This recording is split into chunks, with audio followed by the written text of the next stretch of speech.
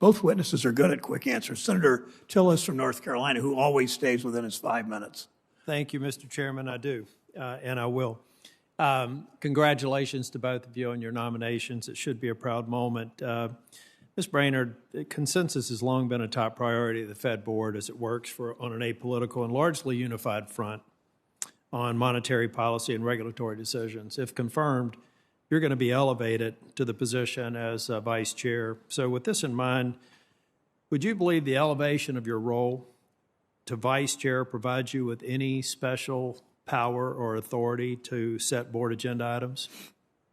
No, quite the reverse. The Vice Chair role traditionally is a role that supports the Chair in the formulation of monetary policy and achieving consensus at the FOMC, communicating that, and I look forward, if confirmed, to taking on those responsibilities. That's good to hear. I agree. In your time on the board, you've been called the Fed's great dissenter. Your initial dissent in 2018 was the first time over 6 years that a governor has issued a dissent. You've since set a new precedent with more than 20 dissents, none of which I believe were joined by another Fed governor.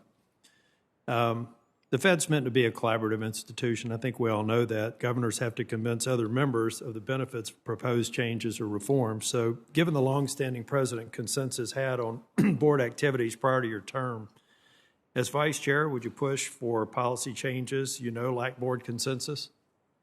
No, I always work really hard. In fact, have put forward a number of rules that did achieve consensus. It's always my preference.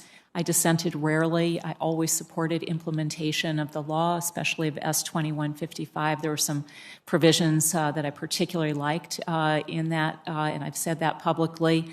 I only dissented on areas where I thought they went to the resilience of the largest institutions because of the potential financial stability implications, and only in areas that were outside the implementation of the law and really in the judgment of the board. And when I did, I always worked with Vice Chair Quarles, Vice Chair Powell, to let them know what concerns I had, to see if we could arrive at an agreement. I would always give them my statements ahead of time to let them correct me if I got something wrong and to rebut it. So I always tried to be extremely collegial. I did not did not relish dissenting at all, and only did it in a few cases that were around those core issues around the largest institutions. I want to get on your political activity. I think that you may have said that your behavior would be different going forward. We know that you gave a max contribution to the presidential campaign for Hillary Clinton in 2016.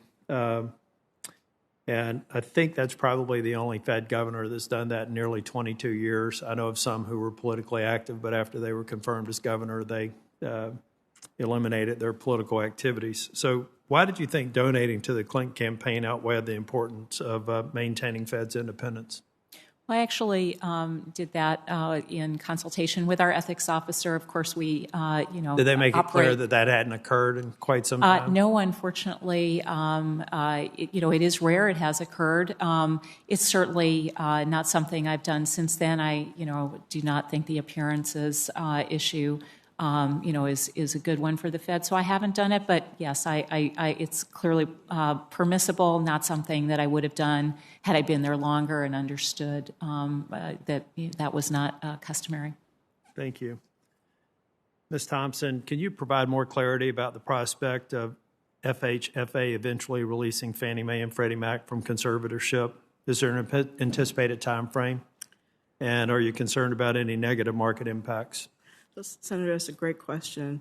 Certainly, we would defer to Congress on the exit from conservatorship for the GSEs.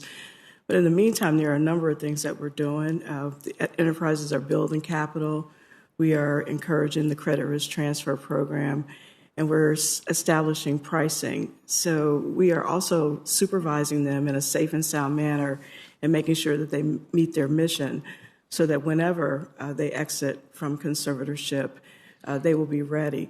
I'd also mention that there are a number of stakeholders that would likely need to be involved and engaged in a discussion before that ever happened.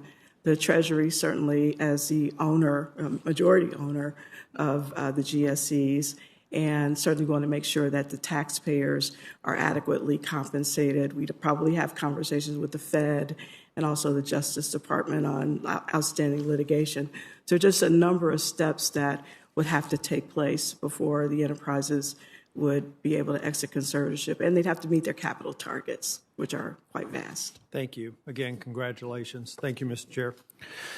Thank you, Senator Tillis. Senator Warren from Massachusetts is recognized. Thank you, Mr. Chairman, and congratulations, Governor Brainerd, and congratulations, Ms. Thompson, on your nominations. So I'd like to talk a little bit about inflation.